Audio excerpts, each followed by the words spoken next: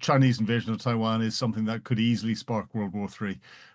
It would have a massive economic impact across the globe that we'd feel for years and years and years.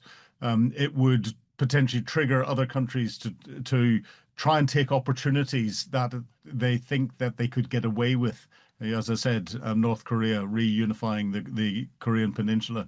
It would be the only, it would be a green light for Kim Jong Un to try that if he thought he could get away with it. It would embolden Putin to take his gloves off even more in Ukraine, if he's got any gloves left to take off, that is. I could see Europe, Middle East, and Southeast Asia joining up into a global conflict. Certainly, a Southeast Asian conflict, even if it remained regional, would have a massive global impact that would hurt all of us. We would feel the pain for many, many years. If a war breaks out between nuclear nations, there is always the potential for it to go nuclear. Once you start to clamber up the nuclear escalation ladder, you can run up it very quickly indeed.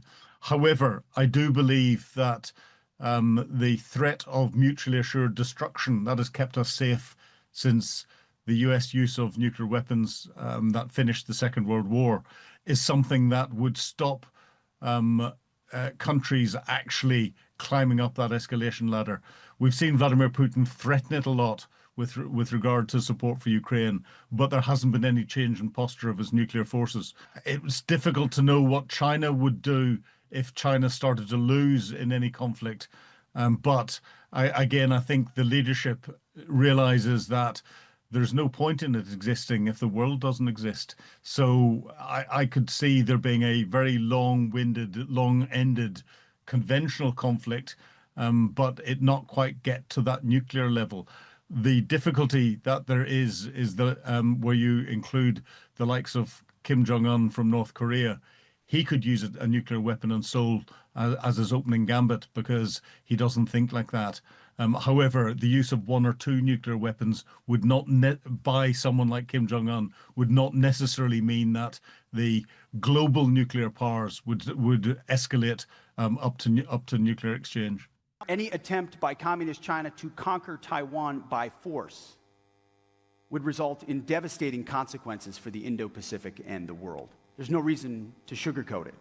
The threat China poses is real, and it could be imminent. We hope not, but it certainly could be. I think he's completely accurate. In fact, I think Xi Jinping has made the decision that he is going to take Taiwan by force, and we're just waiting for the when. We're getting to the point where I think it would be difficult for the US to guarantee stopping China taking Taiwan. It would turn into a very, very bloody conflict very quickly indeed. The Chinese have been professionalizing their military over the last few years. They have got some significant capabilities. They've got over 10,000 missiles ready to fire today. They've just launched the third aircraft carrier, and that is going through final sea trials at the moment. They've got all three aircraft carriers at sea at the moment. They're carrying out large rehearsal operations for taking islands in their exercises. They're carrying out training exercises to try and put a blockade around islands, and they're doing that all around Taiwan as they practice. The Americans, their military capability is not as ready as potentially we think, but they have a huge capability and could interfere with China's ability to take Taiwan. But the difficulty is, as they interfere and can't guarantee stopping it, then the level of destruction in Taiwan is likely to grow enormously. As that level of destruction grows, Taiwan produces 80% of the world's microchips. The impact that would have on global economies is phenomenal. And that's why we're seeing the Americans, I think, not only increase their military posture, but also suggest economic sanctions could be, or hint to economic pressures against China, because it's the one thing that motivates China is its economy. Whether China is listening to it or not, China is already starting to stockpile natural resources, oil, gas, food, and other natural resources that it would need to sustain a conflict for a period of time. We don't live in a good time, and as China grows its military capability, it's coming. There's coming a finite tipping point where it is going to actually be potentially stronger than the US military capability in the area. And we are very close to that at the moment. If China invaded Taiwan tomorrow, the fallout, if it was at 6 o'clock tomorrow morning, the fallout would hit Europe at 5 minutes past 6 tomorrow morning because global stock markets would crash. The movement of goods around the world would fall apart. Confidence in global economy would disappear overnight, and we would see economies in some countries almost beginning to collapse. It would have a bigger shock than the energy shock when Russia invaded Ukraine. And because of the interconnected nature of global trade, it would happen in minutes. I do think there could be a Chinese invasion of Taiwan before 2027.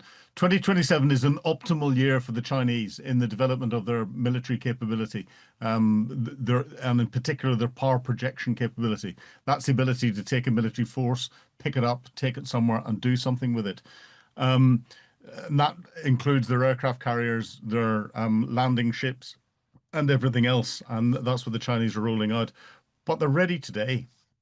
They could almost get away with it today. So they're looking at where there could be opportunities. So if they see the international community forcing the Ukrainians to give up territory inside Ukraine, Xi Jinping may decide that if the international community will do that there, it's not going to go to all-out war to try and protect Taiwan. I see there being stepping stones. Taiwan has got some islands that are very close to China, but are not part of the main Taiwanese island. They're part of what belongs to Taiwan. I can see the Chinese trying to take those small islands first and foremost to try and see what the international reaction would be and use that as a stepping stone to gauge the optimal time for them to try and take the main island. Of course, Taiwan is very prepared for Chinese invasion. It would be a huge military task for them to do it, and it would be a very, very bloody operation. If China invades Taiwan, it will make the Ukraine war like a walk in the park by comparison. And it could have a domino effect on wider regional destabilization. If China goes in, invades Taiwan and the United States is focused there, whilst we still have conflicts in the Middle East and we still have a conflict in Europe, that means that all of the major powers are focused in three different areas. Kim Jong Un in North Korea might see that as an optimal moment, and he's feeling emboldened at the moment with his relationship with Russia, and is modernizing his forces with the money and the technology that he's getting as part payment for his support for Russia. He may see that as a time to reunify the Korean Peninsula. We could see him use a nuclear weapon on Seoul as the opening gambit of that. We then are getting into the realms of a nuclear conflict. Japan could try and retake its Kuril Island that has been held by Russia since the end of the Second World War, since 1945. It changed its constitution about 15, 20 years ago, and as part of that constitutional change said it would allow its defense forces, its self-defense forces, to have a capability to go and protect or retake its outlying islands. I know Japan has always wanted to get that back. It could assess that whilst the rest of the world is distracted, and Russia is weak because of what it's doing in Ukraine. That is the optimal moment for it to try and do that. If we start to see pivots like that, it wouldn't take much for the conflict between Ukraine and Russia and what's going on and what would be happening in Southeast Asia to start to join up through the conflict in the Middle East within into global conflict scenario.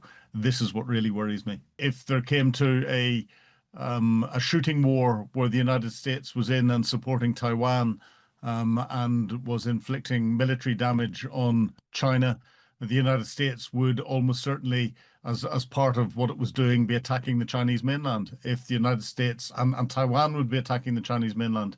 If the United States attacked the Chinese mainland, then the Chinese would almost certainly respond with attacks against the US mainland or US outlying islands if they thought that it could have a military effect or a military political effect.